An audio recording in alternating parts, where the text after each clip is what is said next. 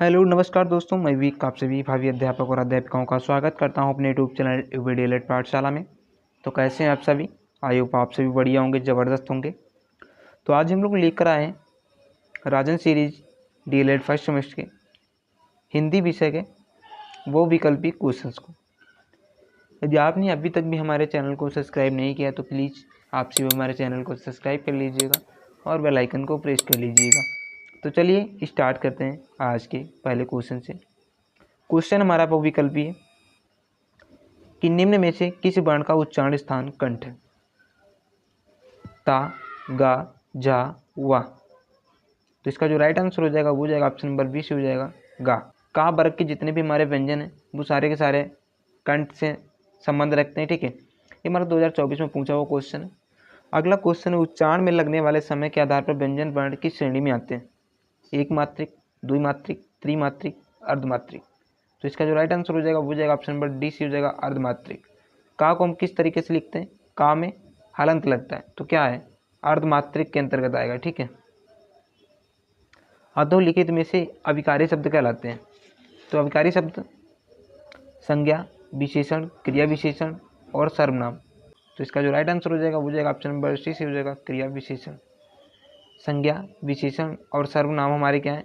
विकारी शब्द हैं। ठीक है, अगला क्वेश्चन है कि निम्न में से किस शब्द की वर्तनी शुद्ध है? तो इसका जो राइट आंसर हो जाएगा वो जाएगा ऑप्शन नंबर बी से हो जाएगा मस्तिष्क। ये हमारा क्या है? शुद्ध है, बाकी के सारे क्या है? गलत है। ठीक है, अगला क्वेश्चन है, हिंदी वर्णमाला में अर्ध स्वर के अंतर्गत आने वाले वर्ण है। तो कौन कौन से वर्ण आते हैं हिंदी वर्णमाला के अंतर्गत? अंग आ, डा डा, या वा, रा स्रा। तो इसका जो राइट आंसर हो जाएगा ऑप्शन नंबर सी से हो जाएगा या वा। क्या हमारे अर्ध स्वर हैं। ठीक है, अगला क्वेश्चन है, निम्न में से कौन सा महाप्रमाण नहीं है? का, फा, ठा, फा। तो इसका जो राइट आंसर हो जाएगा वो हो जाएगा ऑप्शन नंबर आ से हो जाएगा का।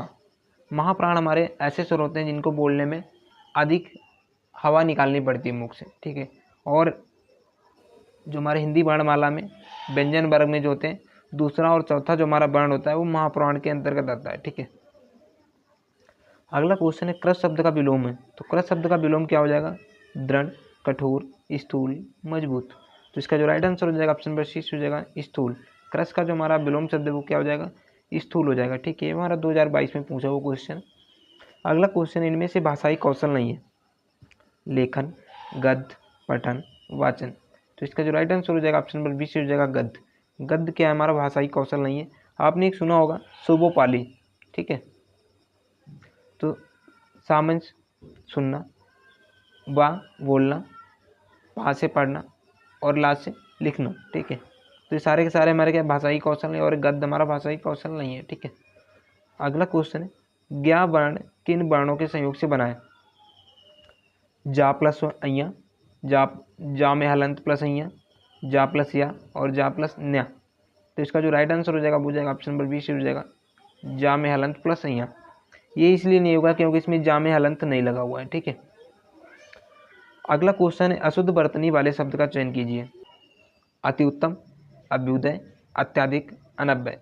तो इसका जो राइट आंसर हो जाएगा ऑप्शन नंबर सी से हो जाएगा अत्याधिक। ठीक है, राजन सीरीज में आपको दिया होगा ऑप्शन नंबर ए से होगा उसमें, लेकिन ये गलत। ठीक है, अत्याधिक में क्या है?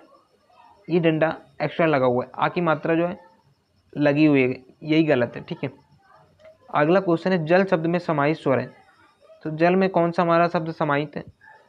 आ, उ, ऊ। तो इसका जो राइट आंसर हो जाएगा ऑप्शन नंबर बी से हो जाएगा आ। जल में छोटा आ की मात्रा समाहित है। ठीक है, अगला क्वेश्चन, कलम पकड़ने की सही विधि क्या है? पहली और दूसरी अंगुली के बीच में कलम पकड़ना?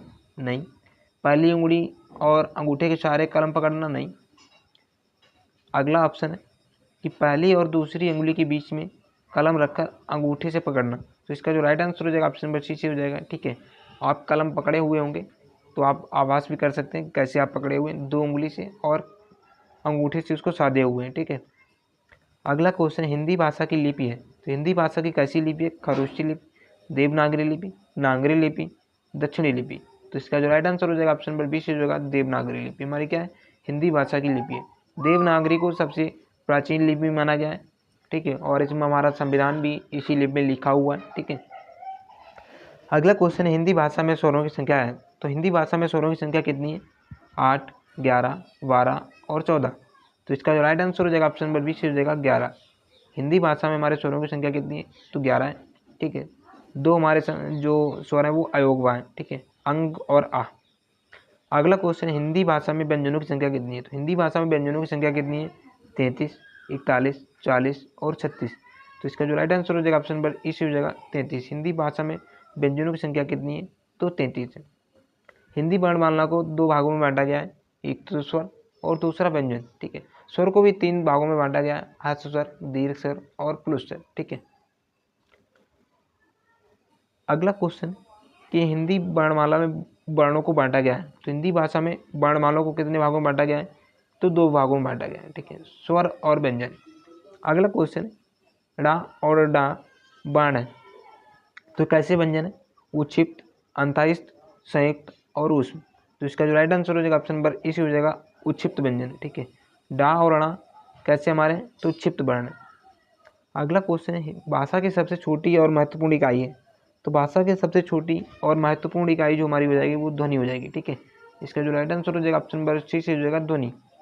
अगला क्वेश्चन है भाषा प्रारंभ होती है। तो भाषा किससे प्रारंभ होती है? शब्द से, ध्वनि से, वर्ण से, इनमें से कोई नहीं। तो इसका जो राइट आंसर हो जाएगा ऑप्शन नंबर बी से हो जाएगा ध्वनि से। भाषा हमारी कहाँ से प्रारंभ होती है?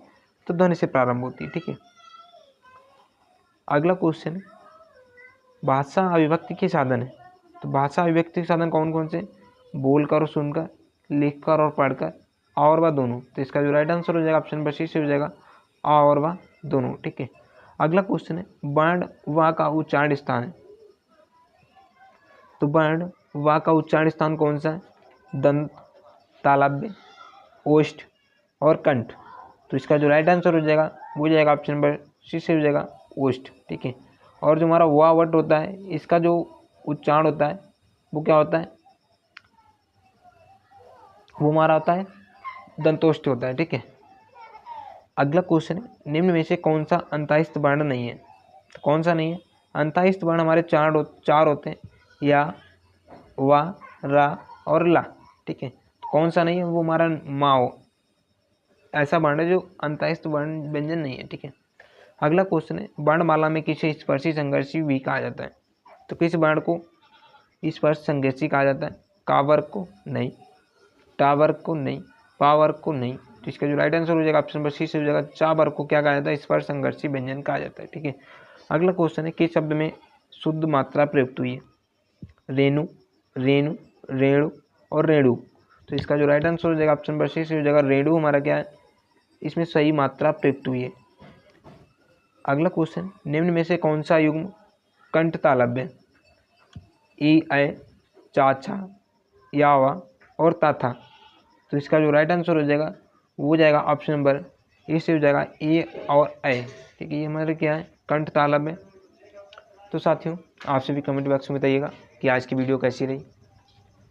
यदि आपने अभी तक भी हमारे चैनल को सब्सक्राइब नहीं किया तो प्लीज़ आपसे भी हमारे चैनल को सब्सक्राइब कर लीजिएगा और बेल आइकन को प्रेस कर लीजिएगा। Thank you for watching. मिलते हैं नेक्स्ट वीडियो में, तब तक के लिए टेक केयर, बाय बाय।